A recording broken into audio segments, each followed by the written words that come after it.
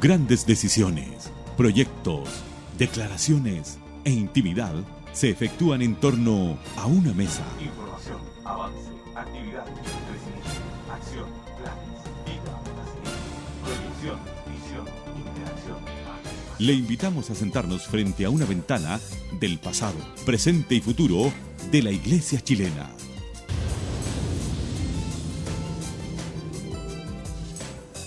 Mesa Redonda. Muy buenas tardes, estimados hermanos. Qué gozo, qué alegría es poder encontrarnos nuevamente con usted en esta tarde, acompañarle, llevándole a usted a su casa un programa de edificación y, por qué no decirlo, también de entretención en el Señor. Mire, le saluda el pastor Gabriel Torres como cada martes, cada jueves. Es un deleite poder llegar hasta usted a través de Canal 50, una señal que viene de lo alto. Y a nombre de DEPAIN, Desayuno Pastoral Interdenominacional, poder estar en su programa Mesa Redonda. Un programa que espera acompañarle, que espera poder acortar la tarde y poder llevar siempre un tema de gran interés para su vida espiritual. Quiero agradecer a todos quienes nos llaman semana a semana. Sabe que cada programa siempre recibimos llamados telefónicos de nuestros telespectadores y agradecemos su fiel sintonía. Muchas gracias por acompañarnos, gracias también por las sugerencias que nos hacen, por los comentarios, por darnos sus opiniones. Para nosotros es muy enriquecedor saber cómo está llegando nuestro programa hasta ustedes. Y en esta tarde tenemos un tema que yo diría un temazo, algo muy contingente, muy pertinente para lo que estamos viviendo. Nosotros sabemos que los tiempos cambian, la mentalidad de las personas cambian, pero la palabra del Señor dice que hay uno que no cambia. Y el libro, la epístola de los Hebreos, capítulo 13, verso 8, dice que Jesucristo es el mismo ayer, hoy y por los siglos. Y en medio de una historia que cambia constantemente, es importante poder revisar cuál es el rol de la iglesia dentro de cada proceso histórico, dentro de cada período de la historia. Hoy día queremos hablarle de esto, del rol de la iglesia hoy, en el siglo XXI. Y para ello tenemos a un invitado muy especial. Nos acompaña el pastor Ricardo Rodríguez. Él es el director de Jucum Chile y a quien tengo el agrado de invitar en esta tarde. Pastor Ricardo, Dios le bendiga. Muy bienvenido a nuestro programa. Muchas gracias, Gabriel. Es un gran gusto estar con ustedes. Gracias por haberse hecho tiempo. Sabemos que tiene una agenda ocupada, pero muchas gracias por haberse hecho el tiempo para estar con nosotros. Creo que este programa es muy especial. Amén. Y es un gozo, una alegría poder comunicarme con una cantidad de cristianos y personas que van a observar este programa, así que realmente estoy muy feliz de hacer este paréntesis. Muchas gracias por estar con nosotros. Y como siempre, nos acompaña hoy día un consiervo, un compañero de milicia, un compañero de labores en Cristo, el obispo Luis Ríos, también director de DEPAIN, a quien, por cierto, le damos una calurosa bienvenida. Dios lo bendiga, obispo. ¿Cómo está?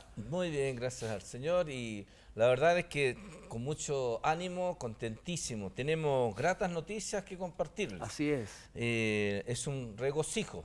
Primero que nada, hablarles de lo que es el aniversario número 30 de DEPAIN, una de las entidades de organizaciones realmente pastorales más antiguas de nuestro país, y ya estaremos hablando en detalle sobre eso. Y creo que lo que más también, ¿no es cierto?, a mí en lo personal me resulta muy de bendición, es desde ya estar hablando acerca de lo que se viene, el gran evento, la Marcha para Jesús, la 7ª, que quedó pendiente. Así que de eso vamos a tener mucho que decir, sin duda. Excelente, Amén. Obispo, por la noticia. Gloria a Dios. Como usted puede ver, el Señor está actuando. Así Yo es. hace un par de programas decía que generalmente lo que nuestro Dios hace es imperceptible al ojo humano. Pero el no ver cosas no significa que Dios no esté actuando, Él está siempre en movimiento. Y por cierto, antes de entrar en el tema y aprovechar al máximo a nuestro invitado de hoy, queremos invitarle a nuestro desayuno pastoral de DEPAIN. Nos encontramos todos los días lunes en Ejército 440, en el 4º piso, a las 10:30 de la mañana para poder tener un tiempo hermoso. En realidad es un culto. Tenemos ya hermanos, hermanas, líderes, pastores que nos han invitado porque han visto nuestro programa y les ha parecido acompañarnos, y estoy seguro que ellos están muy contentos de lo que han vivido. Un desayuno fraterno, un tiempo devocional donde tenemos la oportunidad de adorar, de alabar al Señor. También cada lunes un ministro que comparte un mensaje, el mensaje que Así Dios ha es. puesto en su corazón para bendecir al liderazgo chileno que se reúne en Depaín. Así que le invitamos todos los lunes, 10:30 de la mañana, Ejército 440, cuarto piso, en las dependencias del IBN, Instituto Bíblico Nacional. Y ahora sí, queridos televidentes, como yo siempre le invito, tome un papelito, un lápiz para que usted pueda hacer notas y pueda nutrirse del programa de hoy. La iglesia, el rol de la iglesia en el siglo XXI. ¿En qué consiste, Pastor Rodríguez, usted que a través de Jucum trabajan tan fuertemente en el área del evangelismo y de poder propagar la palabra del Señor a todas las naciones? ¿En qué consiste evangelizar en el siglo XXI? Bueno, tradicionalmente evangelizar fue compartir las buenas nuevas de salvación con personas individuales. Y este realmente es un concepto muy acertado, porque es lo que Jesús hizo. Lo hizo con Nicodemo, compartió las buenas nuevas de salvación. Lo hizo también con la mujer adúltera, lo hizo con las grandes multitudes. Pero además de evangelizar a las personas, en este siglo XXI, y no es nuevo porque Jesús lo hizo allí en el siglo I, tenemos que evangelizar las ideas, tenemos que evangelizar el pensamiento.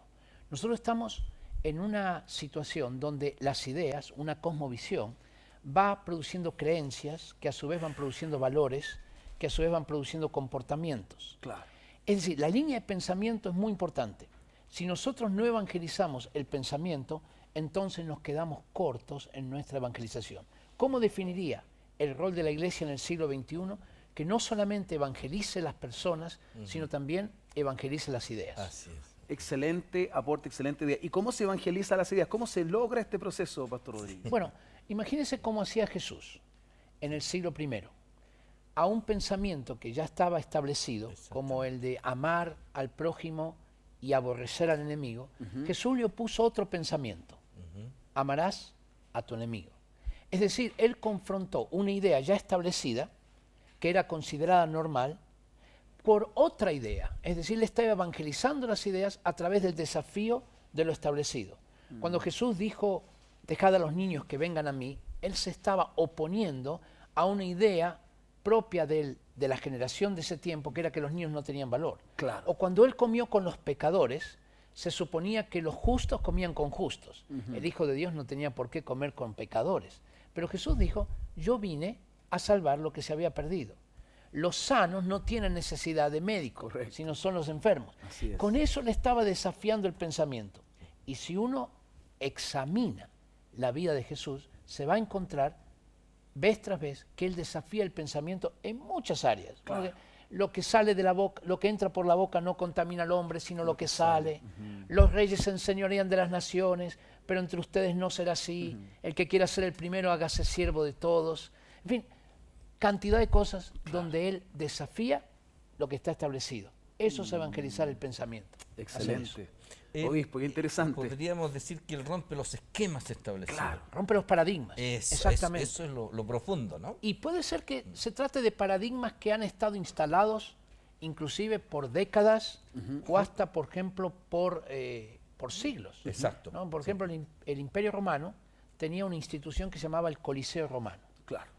¿En qué se basaba el Coliseo Romano? En la lucha de gladiadores, donde el fuerte prevalecía. Claro. Porque el Imperio Romano estaba basado en el imperio de la fuerza, Claro. es decir, del que tenía el poder. De pronto sale un nuevo pensamiento, después de 7 siglos de existencia del Coliseo Romano, y este pensamiento dice, bienaventurados los misericordiosos, bienaventurados los débiles, Claro. porque tuve hambre y me diste de comer. No me ayudaste a morir, sino me diste de comer. Entonces, él está desafiando, como dice Luis, está desafiando un paradigma, Exacto. que el mundo ya no es de los fuertes, el mundo también es de los débiles. Ese para mí es una de las cosas más importantes que Jesús hizo, evangelizar y desafiar el pensamiento en cuanto a esto. Excelente, excelente idea. Está tomando nota, querido televidente. Entonces, una de las formas en que debemos evangelizar es a través de la evangelización del pensamiento. Yo recuerdo haber oído de sus labios sobre este tema, precisamente, Pastor Ricardo, una explicación desde el punto de vista de lo histórico, con relación a lo que ocurre con, por ejemplo, la enseñanza. La enseñanza de la historia, ¿verdad? Cómo el pensamiento secularista, o el pensamiento humanista, deja totalmente fuera la cosmovisión bíblica, la cosmovisión espiritual. Y usted nos explicaba en algún momento, me recuerdo, sobre Cristóbal Colón, por ejemplo, y el descubrimiento.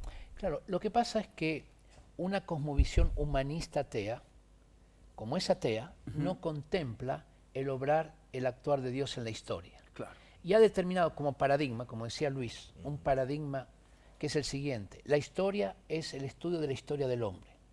Desde un punto de vista bíblico, la historia es el estudio de la historia de Dios con el hombre. Correcto. Entonces, ¿qué pasa? En un concepto humanista ateo, todo lo que tiene que ver con intervención de Dios Queda no fuera. queda fuera, no es Claro, apreciado, claro. no es ni siquiera a veces visto, ni siquiera podríamos decir es tomado en cuenta, Claro. o no hay conciencia de eso. Mira, el caso de Cristóbal Colón es muy interesante, el caso que tú mencionabas, porque Cristóbal Colón generalmente se nos enseña a nosotros que fue un navegante que quería comerciar las especias. ¿Es verdad eso? Quería encontrar una nueva ruta para comerciar las especias, y eso es por lo cual quería llegar a la India. Es lo que eso nos enseña, ¿no? Claro, porque Cristóbal Colón nunca supo que había llegado a un nuevo continente. Eso es lo que se nos enseña en los colegios. ¿Es verdad esto? Es verdad, pero es parte de la verdad. No es toda la verdad. No, no es toda la verdad. La otra parte de la verdad es que Cristóbal Colón dice en sus documentos, en el único libro que él escribió, que se llama Profecías, que lo escribió entre el tercer y cuarto viaje, en su diario, en sus cartas a la reina Isabel, a su hijo Diego, él habla de otro propósito que está ignorado por la historia secularista, y es el propósito de llevar el Evangelio a la India. Él dice así: no fue inteligencia, ni sabiduría humana, ni la cartografía la que me guió en este viaje, sino fue la divina providencia de Dios para que se cumpliera lo escrito por el profeta Isaías: serás salvación a las naciones, de lo cual él me hizo mensajero. No sé si esto está claro o no está claro. Y la pregunta es, si esto está tan claro, ¿por qué no se enseña en las universidades, no se enseña en los colegios? Bueno, sencillamente porque la persona que no tiene a Dios y tiene un concepto secularista de la historia, no lo va a ver. Lo va a tomar como un idioma religioso, como algo sin importancia. Pero ¿es justo dejar de lado las palabras del protagonista principal de esta historia? Claro. Porque esto no es lo que otros dijeron de Colón. Es lo que él dice. Es lo que él dice. Es lo que él dice. Entonces, tenemos que complementar la historia con esta manera de ver, con esta cosmovisión que es bíblica. Bueno, dice el Evangelio según San Juan, capítulo 10, verso 10, dice: el ladrón no vino sino para hurtar, matar, destruir. Y podemos darnos cuenta que aquí está la mano del ladrón, porque le está quitando una parte importante a la historia, ¿no? A la historia, y que justamente la parte que tiene que ver con el aspecto divino, con lo espiritual. Un hombre que hace un viaje, ¿verdad?, y que tiene entre sus propósitos, más allá del comercializar o extender una ruta de comercio, el poder llevar el evangelio, es un misionero, es un evangelista. Pero ¿saben? Si nosotros hacemos extensivo este pensamiento a toda la educación, es interesante que Gabriela Mistral, la profesora de Chile, premio Nobel de Literatura en 1945, en una carta a José Vasconcelos, le decía: ¿por qué hemos sacado a Cristo de las aulas? Y ella responde: porque no se lo puede imitar. Hemos preferido hacer de nuestros héroes a los que han descubierto algo, es decir, a los descubridores, o a los que han ejercido algún tipo de violencia, ¿no? Nuestros, digamos, libertadores. Pero sobre Jesús, que hizo todas las faenas humanas, así lo expresa en una forma muy poética Gabriela Mistral, ni una sola palabra. Y ella dice: volvamos a Cristo a las aulas. Así que no es solamente, digamos, tomar un concepto religioso, sino el asunto que aquí es un elemento de cosmovisión. De ahí la importancia que en educación este punto de vista bíblico esté presente. Fíjate que en la historia casi no se estudia la vida de Jesús. En la historia secular. Sin embargo, es tan evidente que Jesús existió, que la historia separa la historia entre antes y después del nacimiento de Jesús. Claro, y no solamente que separa la historia, sino que produce un cambio profundo en la historia. Es decir, digamos, la consideración hacia los niños débiles y deformes cambia. Lo hacen los cristianos. El mayor valor a la mujer lo hacen los cristianos, no los griegos ni el Imperio Romano. El terminar con los juegos del Coliseo Romano lo hacen los cristianos. El término de la esclavitud, en forma imperfecta, pero esclavitud digamos, término al fin de la esclavitud, también lo hacen los cristianos. El concepto de dignidad también lo llevan adelante los cristianos. Entonces, ¿cómo podemos ignorar al autor de este pensamiento, aquel que evangelizó las ideas, aquel que hizo un antes y después, no solamente en el calendario, sino en los paradigmas que se manejaban? de vida, ¿Por qué correcto. lo estamos ignorando? Habría que Bueno. preguntárselo realmente. Muy, pero muy interesante tema, la evangelización de las ideas, que sería el rol de la iglesia en el siglo XXI. Bueno, ¿y qué pasaba? ¿Qué pasaba antes del siglo XXI? ¿Cuál era el rol de la iglesia antes de este siglo? Es que la iglesia siempre tuvo un rol transformador. Imagínate, por ejemplo, cuando se comenzó a hablar de la importancia que tenía la vida humana, para resguardar la vida humana, se crea una institución nueva, son los hospitales. El primer hospital lo levanta Basilio en el año 369 después de Cristo. Y el segundo hospital, y el primero en Roma, lo levanta Fabiola, una cristiana comprometida, en el año 390 después de Cristo. ¿Qué quiere decir esto? Que justamente el pensamiento de la iglesia hace que se produzcan estos cambios. Claro. Y si lo examinamos en el tiempo moderno es mucho más. La carrera de enfermería, por ejemplo, basada en el mismo principio de la importancia que tiene la vida humana, la crea Florence Nightingale, Claro. que es considerada la mamá de las enfermeras. Y Florence Nightingale dice en su biografía que un día el Señor le dijo, no sé si le habló en sueños, con una voz audible, le dijo, ¿estás dispuesta a pagar el precio para hacer esta nueva, digamos, carrera? Y ella dijo sí, que estaba dispuesta. ¿Ya? Cuando nosotros hablamos de la importancia que tuvo un Henry Dunant, que fue el creador de la Cruz Roja Internacional, tú sabes que hasta esos momentos los heridos que quedaban en el campo de batalla, nadie los podía recoger. Claro, quedaban porque ahí nomás, se quedaban ahí, morían, se se desangraban. desangraban. Y él en la batalla de Solferino, que era por la reunificación italiana, levantó un grupo de mujeres y levantó un grupo de jóvenes para atender a los heridos. Como ellos no eran soldados, no los tirotearon del otro lado. Claro. Y ese fue el inicio de la Cruz Roja Claro, ellos Internacional. eran neutros, no eran de un bando Eran ni neutros. otro. Inclusive él dijo tutti fratelli, que significa todos son hermanos. Claro. Es decir, que ese grupo de jóvenes, de mujeres, tenían que atender a los heridos de todos. ambos bandos. Qué ¿Y maravilloso. sabe lo que pasó? Se crea la Cruz Roja Internacional. En 1901 él gana el Premio Nobel de la Paz. Y poco antes de morir, él dice las siguientes palabras. Yo soy un discípulo de Cristo, Qué precioso. como los del siglo I, nada más. Amén. Y murió. Ah, qué maravilla. Y ¿sabe qué interesante? Es que cuando nosotros hablamos de la iglesia, no estamos hablando de una institución. Estamos hablando de personas, estamos hablando de nosotros, estamos hablando de la gente que nos escucha. Nosotros somos la iglesia. ¿Cuál es el rol de la iglesia? Producir un cambio, producir una transformación. Claro. Eso ha sido a través de la historia. Lo que pasa es que ahora en el siglo XXI tenemos que recuperar, porque lo hemos perdido. Claro. En el siglo XX lo perdimos, después de la Segunda Guerra Mundial. Son muchas las causas que no sería muy largo explicar. Claro. Pero hoy tenemos que recuperarlo, que la iglesia es sal y luz. Y la iglesia no es institución, somos nosotros. Amén. Bien, Luis. pienso que eso precisamente es a lo que debemos apuntar, porque, bueno, vivir de la historia no es lo mejor. Ella tiene que ayudarnos y a Exacto. inspirarnos, tenemos que Yo aprender. creo que tomando esos modelos, hoy la iglesia debiera, ¿no es cierto?, tener un papel preponderante también en todas estas materias que de alguna manera otros en otros tiempos pasados la pudieron hacer, tanto en la educación, en la salud, ¿no? Y aquí es donde debiéramos entonces hacer como un llamado de atención, motivar, porque en nuestros tiempos hay situaciones que se están provocando, se están produciendo en la que yo veo que hasta el momento como que la iglesia está muy en silencio, como que no ha sacado su voz como para poder de alguna manera, ¿no es cierto?, también imitar a aquellos que nos antecedieron. Así es. El tema, ¿no es cierto?, de las leyes modernas que se están discutiendo, creo que la iglesia debería levantarse con mayor fuerza. Pensamos que se están dando pequeños pasos, pero nuestro ánimo, nuestro aliento es de que podamos hacer aún cosas mayores en relación, ¿no es cierto?, a todas estas leyes. Mire, por ejemplo, esto que dice Luis, no solamente las leyes. Vamos a concentrar un poquito en situaciones donde hay un vacío en la sociedad.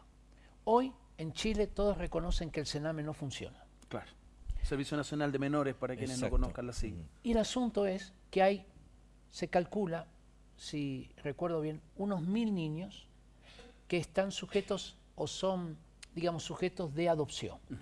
Y que más o menos se adoptan 600 y tanto por año.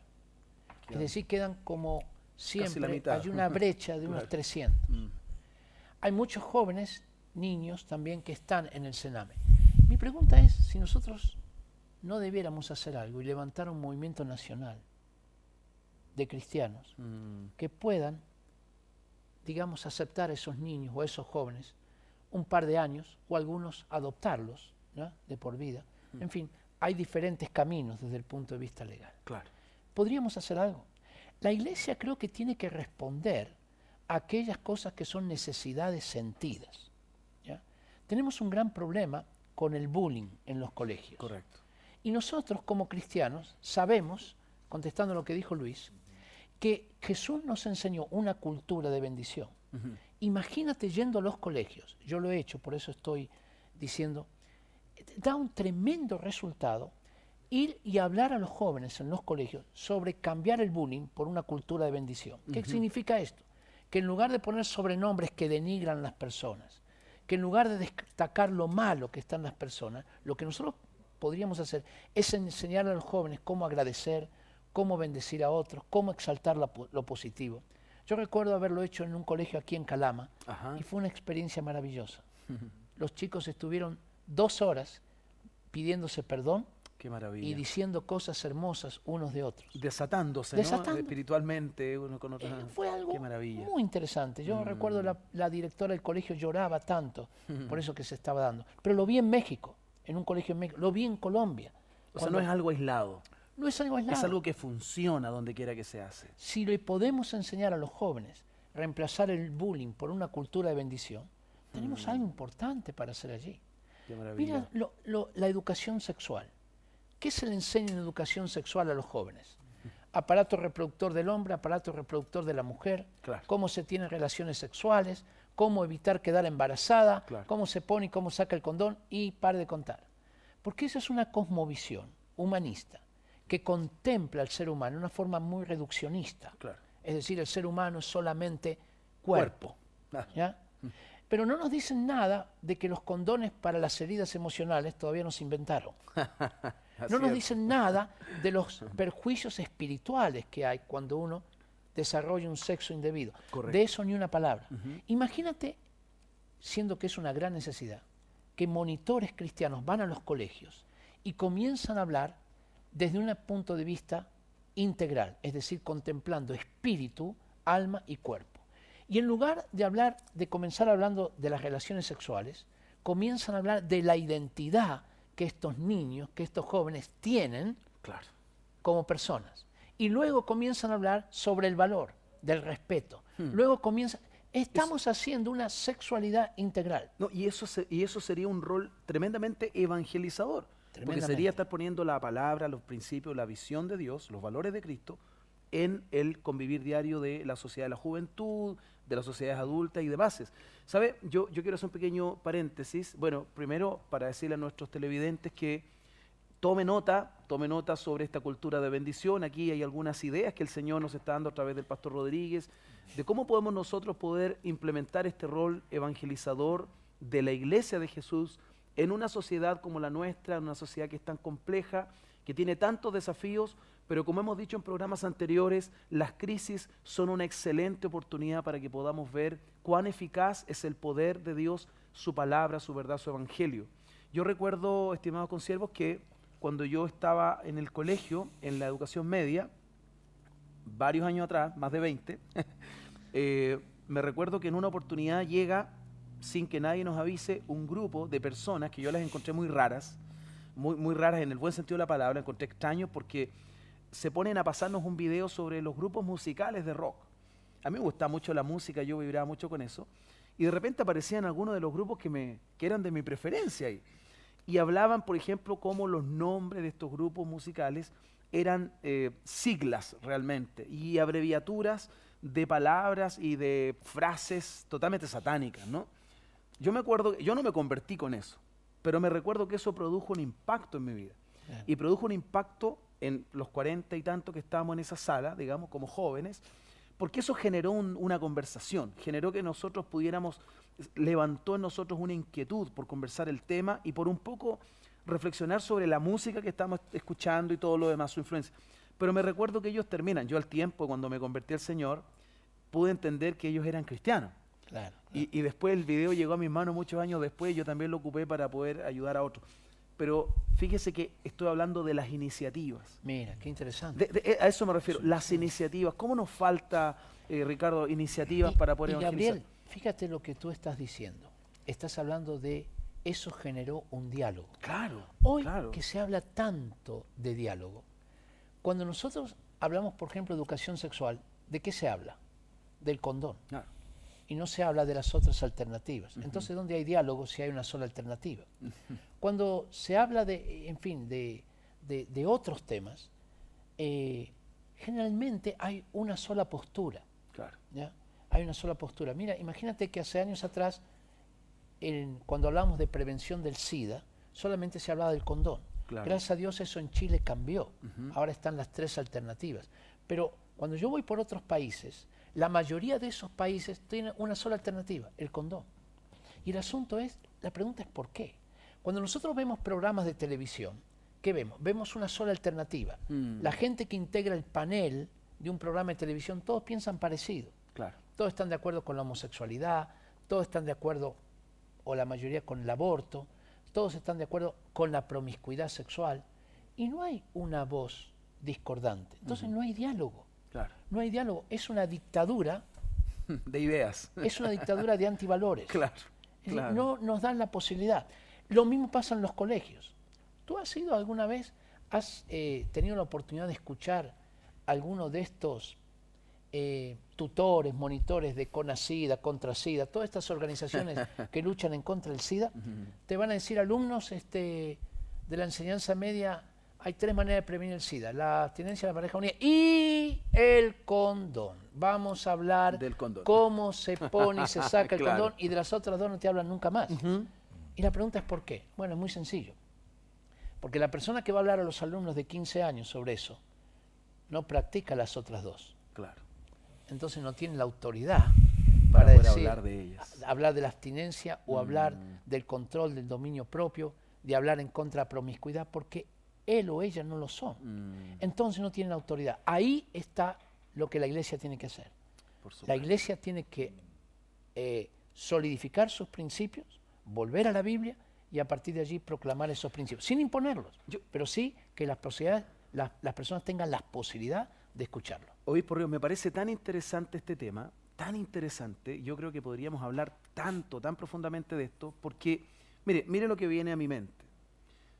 Nosotros conocemos muchos versos bíblicos, pero conocer un verso bíblico, a tener la experiencia, la vida de eso en uno, para mí es una cosa totalmente diferente. Yo creo que usted está haciendo, Pastor Ricardo, un gran aporte, porque usted nos está hablando desde el punto de vista de lo práctico que debe ser el Evangelio. Nosotros soñamos con ganar Chile, pero Chile no lo vamos a ganar para Cristo si no salimos de la iglesia y nos metemos en los lugares donde realmente está la necesidad. Yo quisiera, Obispo Ríos, usted quería decir algo, pero mire, quiero dejarle con esta idea de lo que nos hablaba Pastor Ricardo Rodríguez. Él nos hablaba de, y yo lo voy a resumir así, los grandes reformadores de la historia, cristianos. Las personas que produjeron grandes cambios y que afectan a la sociedad para bien, digamos, hasta hoy día mismo. Yo me recuerdo a un William Wilberforce que tuvo todo un tema en el Parlamento inglés y que fue el instrumento usado por Dios para la abolición de la esclavitud. Una vez nosotros hicimos un programa acá. No solamente eso, fíjese que hoy día, esto a quienes les gusta el tema animalista, él también dictó algunas cosas en función de porque él fundó la Sociedad Protectora de alguna forma de los derechos de los animales, o sea, para el Sí. cuidado, ¿ya? Contra la crueldad, digamos, de las mascotas y todo lo demás. O sea, hay una serie de mejoras que tienen que ver con la vida social, personal e incluso doméstica de animales, ¿no? Mira, Y había... todo, perdón, Ujú, sí, termino. dale. Y todo esto reformadores, gente que tenía como visión, como sentir el pensamiento de Cristo. Entonces, eso a mí me hace pensar que realmente no hemos hecho mucho y hay tanto por hacer. Fíjate que había un reformador, perdón Luis, ¿usted quería decir algo? No. Había un reformador que se llama Lord Appleton. Vivió fue contemporáneo de este reformador William Wilberforce, Ujú. que luchó Sí, amén. por abolir la esclavitud. Este Lord Appleton luchó por los derechos de los niños, Ajá, para que los niños que trabajaban 18 horas dejaran de trabajar. ok. No consiguió todo su propósito, pero sí logró varias cosas. La reducción de la carga horaria o de la jornada laboral de los menores, logró que los niños no trabajaran más en las minas, porque tú sabes, los metían en los huecos de las minas para que colocaran la dinamita, por el tamaño que ellos tenían. Claro. Los colocaban en las chimeneas para deshollinar las chimeneas, lo cual era un trabajo sumamente insalubre porque todo el hollín lo respiraban. Ellos, claro. Los colocaban en los molinos, ¿ya? Entonces, él logró que los niños fueran quitados de esas, por decir así, de esas tareas. Este era un hombre cristiano comprometido, un hombre que amaba a Dios, pero ese hombre se la jugó basado en los principios de Dios y en la dignidad de los niños. Entonces, él logró que muchas leyes fueran modificadas, lo mismo con William Wilberforce. Nosotros los cristianos podemos hacer lo mismo. Una nación es transformada cuando no solamente son transformadas sus conductas, sino también cuando son transformadas sus leyes y sus instituciones. Si nosotros comenzamos a colocar la perspectiva bíblica, entonces vamos a poder influir en las leyes. Esto no se trata de imponer. Esto no se trata de decir a la gente, vamos a implantar una teocracia. Por favor, nada de eso. Pero se trata que la gente pueda elegir escuchando Claro. ambos argumentos. Yo creo que hoy el concepto bíblico legal prácticamente no existe. No. Y déjame no se decirte toma en algo. cuenta. Yo soy abogado, estudié a Montesquieu. Montesquieu fue digamos, escritor, jurista, y él fue quien integró el concepto de dividir los poderes, ¿ya? El poder ejecutivo, legislativo y judicial. ¿Saben qué se inspiró él? Se inspiró en que el hombre es pecador Wow. y que no hay que darle demasiado poder al hombre. Qué tremendo. En eso se inspiró. Y él dice cómo Dios gobierna el universo, en lo creyente, y así, como Dios gobierna el universo, la importancia que tienen las leyes para gobernar una sociedad. Pero si le das demasiado poder a uno de los poderes, por ejemplo al rey, entonces él va a abusar del poder. Claro. Como decía un tal Lord Acton, el poder corrompe y el poder absoluto corrompe absolutamente. Entonces Montesquieu vio esto, ¿ya? Y tomó la organización que tenían iglesias evangélicas en otros países en un sentido, disgregar el poder, repartir el poder y además frenar el poder, que un poder frenara al otro.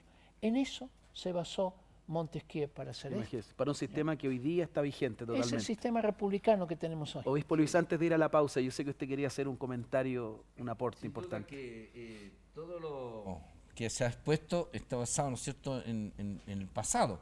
Y eso, vuelvo a insistir, recordarlo referente, de repente, tiene que ser un referente. pero la realidad actual, y esa es la que quisiéramos darle tal vez una pequeña mirada. Y al respecto quiero decir, por ejemplo, cada vez a la iglesia se le hace más complicado porque se le dan la alternativa para poder, como decía usted, El por espacio. ejemplo, el espacio en la educación, Claro. en los medios de comunicación, ¿no es cierto?, de gobierno y cosas así.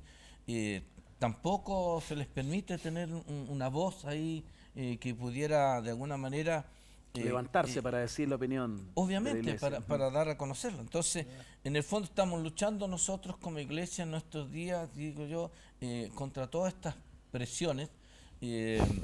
Se habla inclusive de que, por ejemplo, para instalar la clase de religión en los colegios, ha sido una ardua lucha. Sí. y que en estos años últimos se ha podido conseguir. Y gracias a Dios, de alguna manera también es un referente de modificar conducta al interior de los colegios. También en otras áreas como ¿no es cierto?, la salud, y creo que la iglesia debería estar con mayor presencia allí, pero nos encontramos, ¿cierto?, como que cada vez se arrincona la iglesia de alguna manera y nos cuesta mucho poder de alguna forma hacer aportes y presentar nuestras posturas, ¿no es cierto? Por ejemplo, tenemos problemas hasta para inclusive visitar los enfermos al interior de los hospitales, que también es una labor muy importante para el enfermo. Y siempre se nos están creando situaciones, ¿no es cierto?, adversas, que no nos permiten con libertad poder realizar esa tarea como pastores. Y en otras áreas también, ¿no es cierto?, que de alguna manera nos vemos un poco impedidos en lo que dice usted, la educación sexual, desde el punto de vista religioso no se permite. Entonces, esas cosas hoy son un tremendo desafío. Vamos a hablar, perdón, vamos a hablar algo, vamos a dejar aquí tirada esta idea sobre qué es lo que opina usted sobre intervenir las instituciones y también poder crear instituciones como parte de este rol de la iglesia en el siglo XXI, pero vamos a hacer una pausa musical que es importante a esta hora, ya se nos ha pasado el tiempo, y no se separe la sintonía de enlace, estamos aquí para bendecirle, y una pausa musical, y al regreso continuamos con esta interesante conversación. Bendiciones.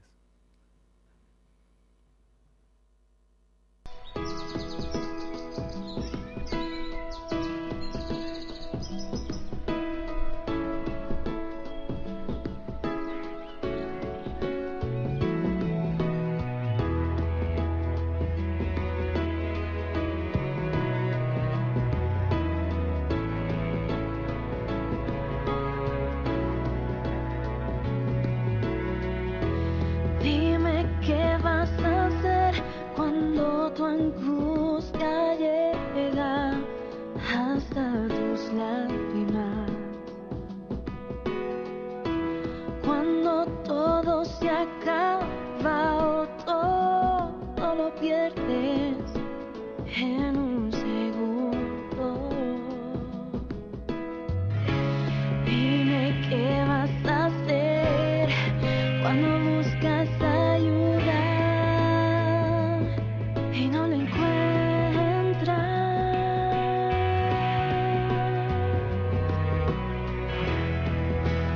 Ven a los brazos del Señor y descansa.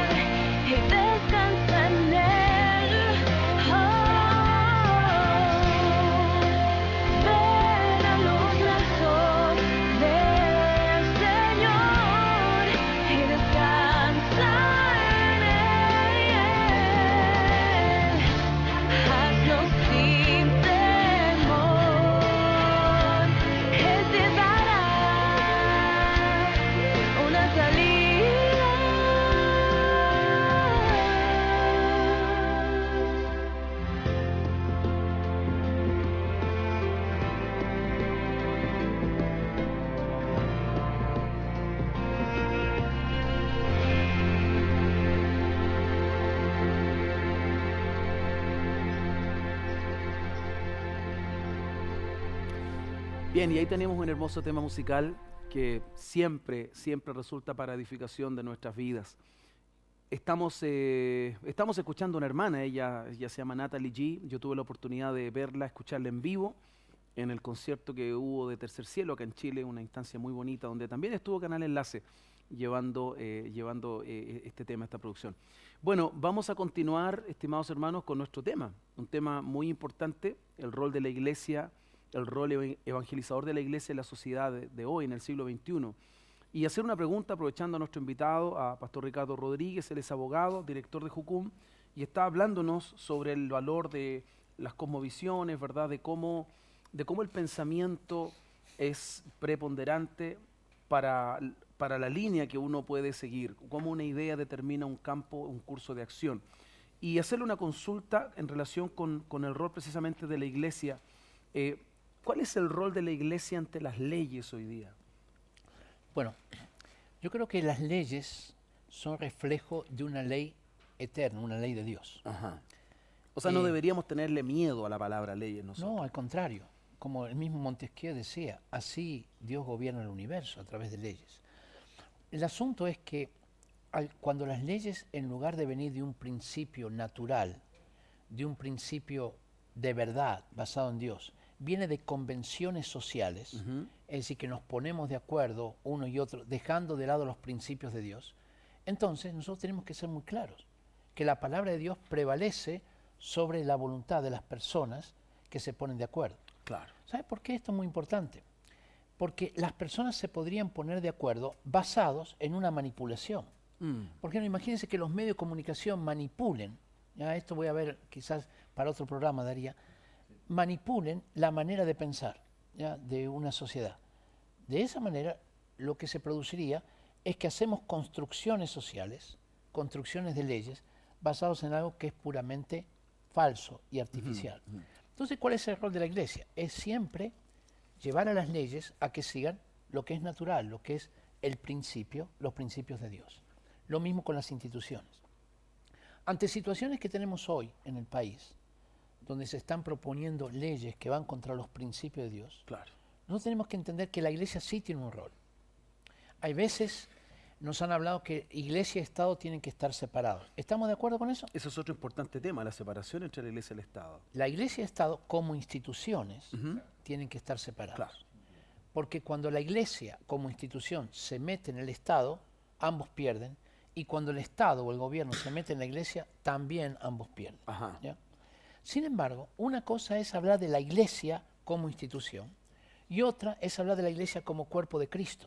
Okay. Es decir, nosotros tenemos una labor como iglesia profética, que significa declarar la verdad y la justicia a los gobiernos, a las leyes, a las instituciones. Y para eso no podemos estar sujetos a ningún partidarismo político. Bueno, sin duda. el asunto es que la iglesia no es ni de izquierda, ni de derecha, ni de centro. Es del La Señor. iglesia es de arriba, la Claro. iglesia responde a Dios, no tiene compromisos políticos. Claro. La iglesia tiene un solo compromiso, cómo agradar al Señor.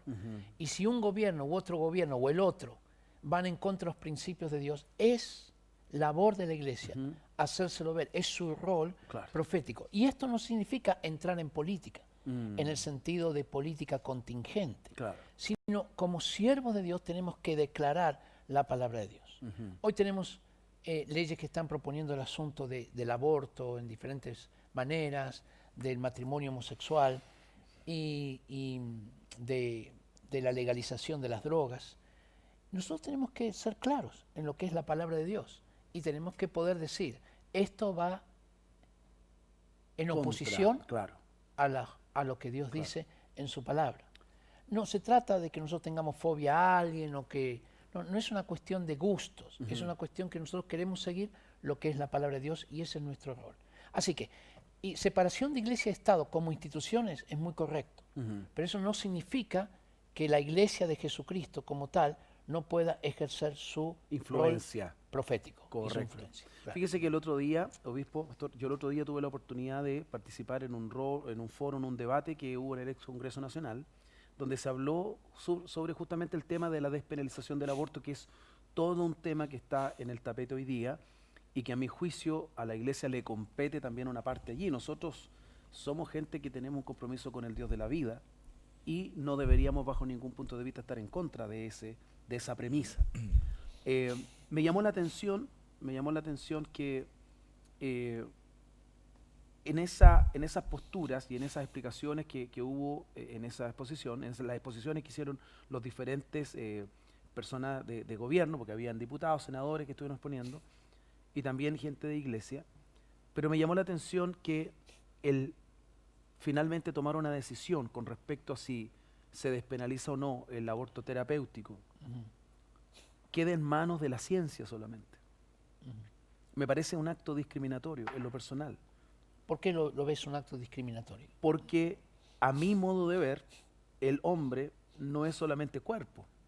O sea, esto no debiera definirlo solamente el médico porque conoce el ginecobstetra o quien trabaja no debiera definirlo solamente él por una perspectiva solamente somática o corporal o qué sé yo, o de enfermedad o lo que fuera, sino que el ser humano, nosotros sabemos que es tripartito, es espíritu, alma y cuerpo, y hay una dimensión que la opinión científica no puede dar cuenta, y que es justamente la dimensión espiritual. Es muy importante el punto Entonces, que estás señalando. En lo personal, a mí como hombre, como esposo, como padre, pero también como cristiano, y obviamente como habitante parte de esta sociedad, me parece discriminatorio que se deje en manos solamente de la ciencia este tema. Yo no sé si me dejo entender. Perfectamente. Entonces, yo creo que ahí hay un tema donde la iglesia, y quiero tomar una de las cosas que yo noté, el rol pasivo. La iglesia siempre ha tenido un rol.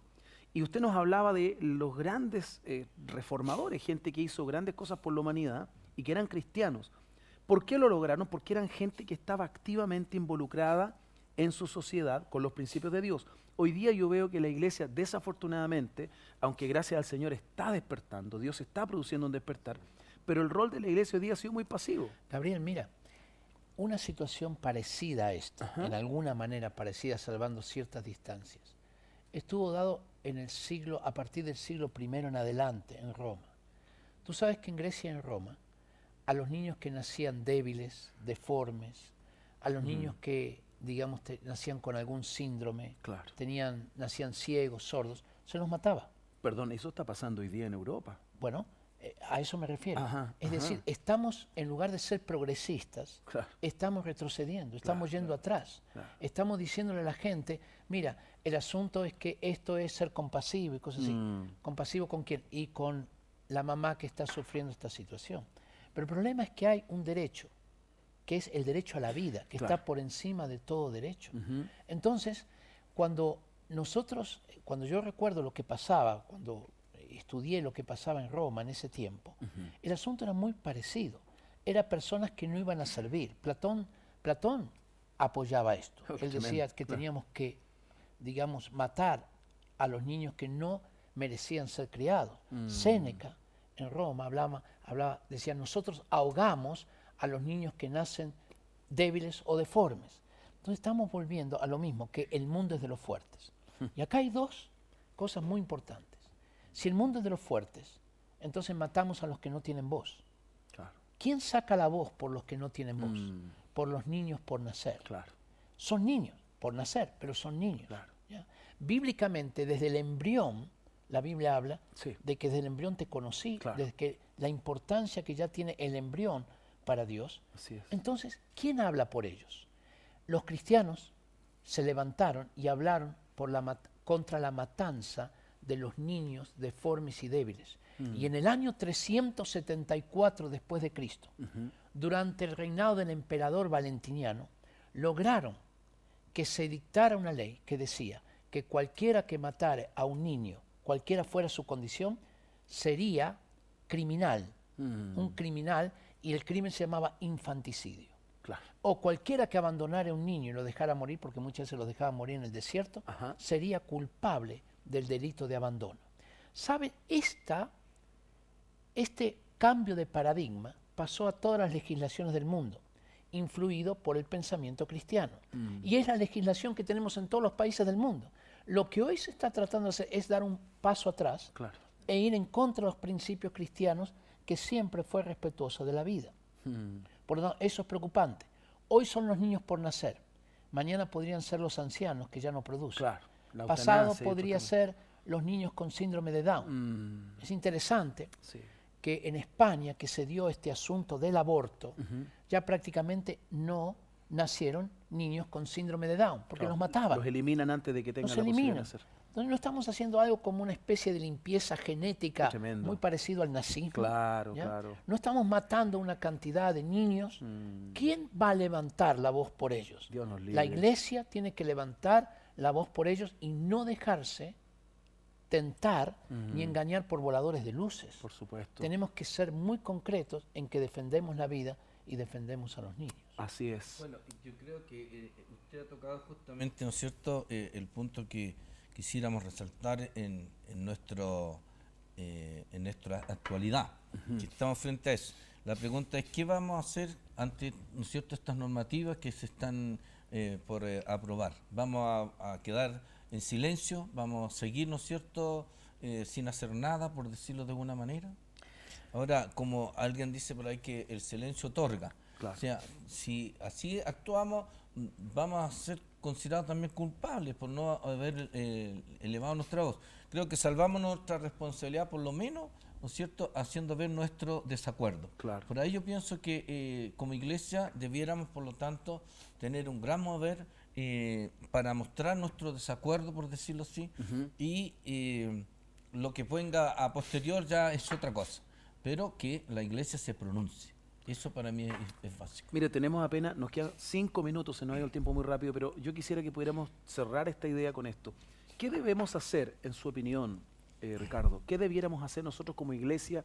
Porque yo tengo muy claro, yo puedo tener la verdad más profunda y más revelada de todo el universo, pero si esa verdad la tengo yo a solas no sirve de mucho. Me va a servir a mí nomás. Si la tiene usted en otra ciudad, en otra región, y si la tenemos 1 millón de chilenos, aludiendo a los cristianos que hay en todo Chile, la tenemos 1 millón de chilenos, pero la tenemos guardada en nosotros, por separado no va a ser gran cosa. ¿Qué debiéramos hacer? Bueno, yo creo que lo ¿Cuál es el podemos camino a resumir seguir?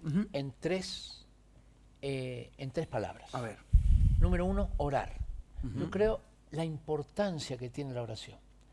Porque en estos razonamientos no hay solamente razonamientos humanos. Claro. Nosotros que somos cristianos creemos que nuestra lucha no es contra sangre y carne, Por cierto. Así es. que es mucho más. Por cierto. Entonces, la oración es esencial. La oración puede cambiar corazones de legisladores, de la opinión pública, aún de los comunicadores. Yo creo eso. La segunda, yo llamaría estudio y reflexión. Es decir, los cristianos, como entendemos que ahora evangelizar es cambiar el pensamiento, todo cristiano tiene que saber lo que cree y por qué lo cree. Claro. Tiene que saber lo que no cree y por qué no lo cree. Y para eso necesitamos reflexionar y estudiar. No podemos solamente decir que la solución es Cristo. Claro. Nosotros tenemos que ser más profundos y decir, en esta situación concreta, estos son los principios de Dios, también esto es lo que dice la ciencia, esto es lo que dicen las leyes, e ir formando una opinión con la cual podamos influir. Entonces, la primera es orar, la segunda es estudiar y reflexionar y estudiar, la tercera es actuar. Nosotros somos llamados a ser sal y luz de una sociedad. No nos podemos quedar callados. Hoy vivimos en una sociedad postmodernista que, como tú dijiste, Gabriel, el que calla otorga. Nosotros tenemos, como dice la palabra del Señor, proclamar la verdad desde las azoteas. Claro. No podemos quedar con una verdad escondida, Así es. porque podemos tener la verdad, pero nadie la conoce. Y es lo que está sucediendo hoy. La gente no tiene posibilidad prácticamente de escuchar la otra campana. 20 segundos. ¿Se debe manifestar el pueblo cristiano en una especie de marcha, en una salida multitudinaria a la calle? Yo creo que lo debe considerar. Perfecto. Lo debe considerar como una opción. Martín Lutero hizo una manifestación pública allí en la Catedral Wittenberg. Sí, claro. El pueblo de Israel hizo manifestaciones públicas cuando se arrepentía. En Pentecostés hubo una manifestación pública también del poder de Dios. Entonces, Nehemías hizo una manifestación pública cuando había una situación de injusticia social. Nosotros no debemos, digamos, desechar esa posibilidad. Esa posibilidad. Nosotros tenemos, sí, si hacemos alguna manifestación pública, tiene que tener un carácter profético, no político, Claro, profético. exacto, por supuesto. Entonces eso sí será muy importante. Pastor Ricardo, muchas gracias por estar con nosotros. Un gusto. Desde ya le dejamos cordialmente invitado a que nos pueda acompañar en un nuevo programa. Muy bien, muchas Gracias por haber dispuesto su tiempo para acompañarnos. Muchas Obispo gracias a Río, todos. palabras finales. Bien, recordar nuestras reuniones de los lunes en Depaín Ejército 440. También tenemos nuestro aniversario número 30 de Depaín y lo que ya habíamos señalado, la 7ª Marcha para Jesús, pronto realmente en Santiago de Chile. Muchas gracias por su compañía. No olvide la evangelización de las ideas, del pensamiento, orar, reflexionar y actuar, los 3 pasos para que el rol de la iglesia en este tiempo, en el siglo XXI, pueda ser eficaz para la gloria del Señor. Que esté muy bien, nos encontramos en el siguiente programa. La paz de Jesucristo le acompañe y la bendición del Todopoderoso sea sobre su vida, hoy y siempre. Amén. Amén. Muchas gracias. Bendiciones. Bendiciones.